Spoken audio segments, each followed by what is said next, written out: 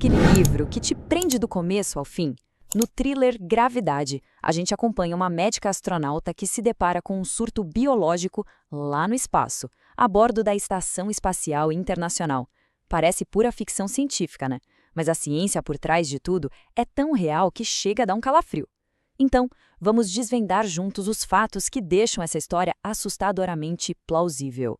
E olha só, não somos só nós que ficamos impressionados, não. O mestre do terror, o próprio Stephen King, disse que a autora é leitura obrigatória.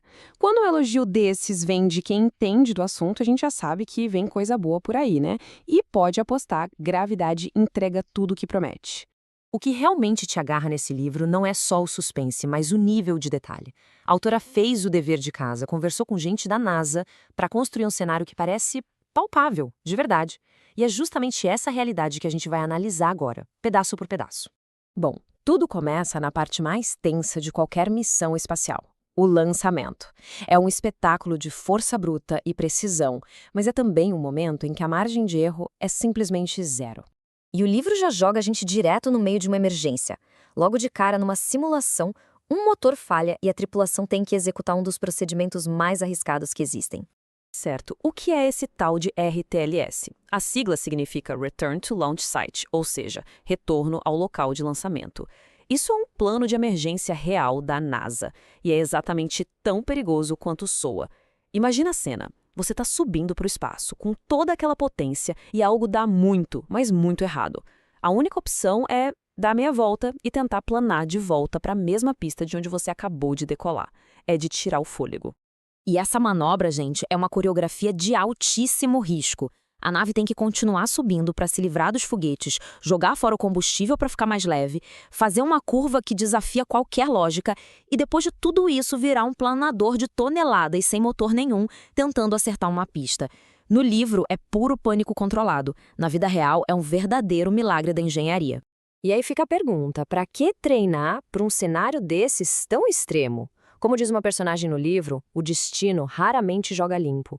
A NASA treina os astronautas não só para uma falha, mas para múltiplas falhas, uma em cima da outra. O treino não é sobre o que pode acontecer, mas sobre o que fazer quando tudo dá errado ao mesmo tempo. Mas, vamos lá, passou o perigo do lançamento, os problemas acabaram? Que nada! A vida em órbita tem todo um outro conjunto de desafios, e não é só ficar flutuando e tirando foto da Terra, viu? O nosso corpo simplesmente não foi feito para gravidade zero. O livro descreve isso com uma precisão incrível. Os fluidos sobem para a cabeça, deixando o rosto inchado, os músculos das pernas, sem uso, atrofiam, e ainda tem a ameaça constante do lixo espacial, pequenos detritos que viajam mais rápido que uma bala e podem furar a estação a qualquer momento. Só que existe um contraste maravilhoso nisso tudo. Em meio a tanta dificuldade física, tem um impacto psicológico gigantesco. No livro, um personagem chama a cúpula de observação da estação de Igreja da Mãe Terra. Ver nosso planeta dali, azul, silencioso, no meio do nada, é uma experiência que, dizem, muda a pessoa para sempre. Mas a grande ameaça em gravidade não vem de um asteroide ou de uma falha mecânica. Ela vem de dentro, de uma simples experiência biológica que se transforma num pesadelo. É assim que o problema aparece pela primeira vez. Uma cultura de células que era para ser normal se transforma nisso. Uma massa gelatinosa, brilhante. A descrição é linda e sinistra ao mesmo tempo, já dando o tom do que vem pela frente. E aqui está a genialidade da autora. O organismo do livro é baseado num ser vivo real, os arqueões. São o que a gente chama de extremófilos. Basicamente, formas de vida que amam condições impossíveis aqui na Terra, como o calor e a pressão absurdos no fundo do oceano.